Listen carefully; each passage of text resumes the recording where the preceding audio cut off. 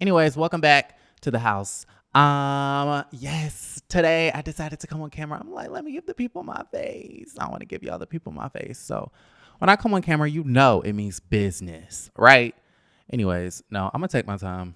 So if y'all get ADHD, listen, not my problem. LL Cool J, Nicki Minaj, Jack Harlow hosting the VMAs August 28th in 10 days. Oh my gosh. I'm actually gonna watch. Because this sounds interesting. I think that's an interesting group of MCs, an interesting group of rappers. Okay, Nicki Minaj especially. I was a fan of Nicki Minaj up until maybe like the last year or so. She's kind of been clicking and whatnot, but I still think highly of her. So much so that I will be tuning into the VMAs. So let me know how you guys feel about that. I think that's a diverse group of rappers that they decided to sign on to be the host. So yeah, LL Cool J usually be hosting the Grammys, but then I think he got fired because they wanted Trevor Noah. So not fired, but maybe his contract was up and whatnot. So now he's on to hosting the VMAs. I think that's interesting. So yeah, Jack Harlow, I don't really know. I don't know a lot about him. I know he has a lot of haters. He did bring out Brandy at the BET Awards, I think, but why was he at the BET Awards in the first place?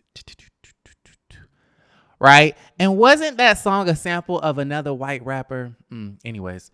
So yeah, Nicki Minaj is going to be helping host that and whatnot. She's also performing and receiving the Video Vanguard Award. Right? So congratulations to them. Last night's episode of The Real Housewives of Beverly Hills was really interesting. I actually just got done watching it, and it was kind of like a snoozer. I thought it was going to be a lot interesting, and what I'm not really feeling about the editing is the fact that they keep leaving off like this beef between Garcelle and the other ladies until the very last 3 minutes of the damn show, and it's like, oh my God. Okay, like, can we get a fully formed scene going of Garcelle really coming for the girls the way I need her to come? With that being said, we had Garcelle versus Diana versus Lisa Rinna versus Erica Jane, honey. It was a whole hot mess. The Black Housewife of Beverly Hills was definitely under attack, and Cherie Zampino was nowhere to be found. I mean, she was there, but it just kind of seems like this season definitely is Sutton versus everybody. Sutton and Garcelle versus everybody. Anyways, so yeah, Diana, she jumps into a conversation about, what were they talking about? I don't know if it was about the toothless and the toothless and homeless. No, it was about, what were they talking about? Lisa Rinna versus Sutton, I think, or it was about Erica Jane versus Sutton. And Sutton was like, girl, how is you calling me a liability when I have to hire a lawyer because they want me to get involved in your case? Right? Or something like that. And then all of a sudden you have Diana, big lip ass, coming through with the situation, talking about oh my God, it's just so hard for me to connect to Garcelle because this, that, and the third. And I think where Diana was going with that, and it just really just clicked like in this moment. I think the whole liability thing, they're basically saying that Garcelle, you're not as close with the girls as you could be because you're so stuck up, Sutton's ass and trying to defend her at every turn. And then, so I guess to make that connection, Diana came in and she was basically like, Garcelle, you're so guarded. It's like, I don't know you. And, I want to get to know you and this, that, and the third. And Garcelle was like, what the hell does this have to do with anything? So it's like, what is you trying to do? And then Lisa Rinna comes around and she jumps on the Diana bandwagon and she's basically like, yeah, Garcelle, you're being defensive. You need to let down your guard. You need to hear Diana out. She's coming from pain. She's coming from hurt. And it's like, girl, shut up. Shut up. How Nene say, just stupid. Just stupid. Talking about some come from love. Sis, you just got done cussing out Sutton Strack in front of the toothless and homeless people. Melissa Etheridge, whatever the hell her name is, and all the other girls. 2 episodes ago, you were like, I will cut you down, or some cringy ass shit you didn't say. And I was like, girl, come from love. Like, take your own advice. You sound and look crazy. Lisa Big Lip Rinna. And then wants to use, and God bless her heart, I hate the fact, again, that she lost her mother. Rest in peace to Lois. But grief is not an excuse for bad behavior. Mental illness is not an excuse for bad behavior. And grief is not an excuse for bad behavior. Right? Now, us as the outsiders looking in, or us as the, I guess, I hate to use the word victim, but I don't know what to use. As the victim of your vitriol, it is up to us, whether we want to extend you grace based on your grief. But the grief still is not an excuse. It's not an excuse, okay? Anyways, y'all let me know how y'all feel about that situation. And then at the very end, we got the whole thing where Erica feels like Garcelle was trying to make her look bad by bringing up her drinking and things like that. And then Garcelle so famously said, girl, I don't have to make you look bad. You do that well on your own. Now, I felt like that was a scene that was kind of overhyped too, even though I loved it. Like, thank you, Garcelle, for standing up for yourself. But I wish you would have really dragged her the way I wanted you to. Anyway, speaking of the housewives, Nene got a quote-unquote professional BBL. A professional BBL. Okay? She said, I didn't go to no back alley, bitch.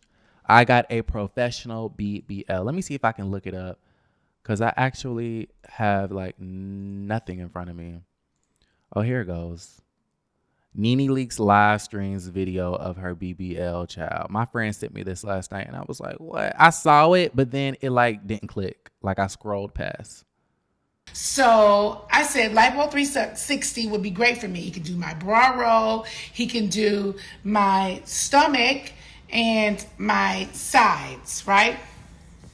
And then after that, we started talking about what we gonna put this fat at, right? That you taking out of my body.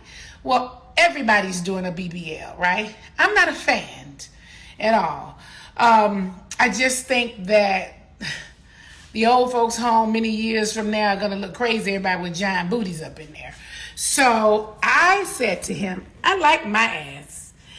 What I would like to do though is fix problem areas. Maybe there's a little dent here, maybe there's a spot there. I mean, I don't know. And you want it to be fixed. And I said, so what do you call it? And he's like, a BBL. And I said, no, there has to be something else, because to me, when you say BBL, to me, you sound like you getting ready to come out of there with this big giant booty.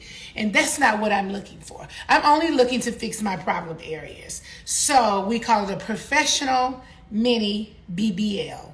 So yeah, that's Nene in the operating room and whatnot. And yeah, if you guys cared. I mean, I kind of feel like we're in an era where the BBL is kind of phasing out a little bit, even though I like the trend of the BBL, kinda. I like it when it's done in moderation. I feel like, it's all about proportions. It's all about the ass to thigh and ankle ratio. Like, if your thighs are like chicken fingers and then your ass is like a damn thigh, like a chicken breast, you know what I mean? Like, it's not matching, right? So I feel like that's where we come into the issues. But listen, when it's proportional, I love it. I love it. I love plastic surgery. I think plastic surgery is beautiful. Yeah. But I feel like we're in an era culturally, or maybe it's just a trend to kind of like reverse the BBLs. Like, people want more natural bodies. They don't want the boobs that stick out all the way to here. They don't want the BBLs that, are attached to chicken fingers and whatnot. So yeah, Nene, do you, girl? Obviously, this is sponsored. Obviously, she's getting a free BBL and probably a paycheck for promotion, for some Instagram promotion. So, yeah. Y'all let me know how y'all feel about that. Moving right along to something that is so unrelated. The View for the second consecutive season. The View is the most watched daytime talk show, ranking number 1 in households and total viewers among daytime network and syndicated talk shows and news programs. Congratulations to The View. You guys know that they just added on Anna Navarro and what's her face? Alyssa Farrah Griffin for season 26, which is super exciting. So The View is really doing the damn thing. Okay, because all of my other favorite talk shows are like gone. Wendy Williams gone, The Real gone. They've gotten rid of some other talk shows as well. So I feel like all of my faves are gone. So The Real is the only one that I, That's my girl right there. That's my girl. Y'all know I love me some Joy Behar.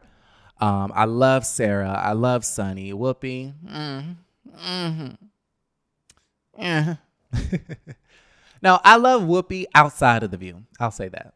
And, Alyssa's cool, even though I wanted Lindsey Granger.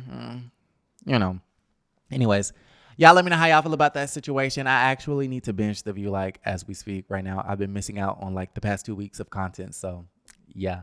Let me know how y'all feel about everything. Like the video, subscribe to the channel, and don't forget to create a great day.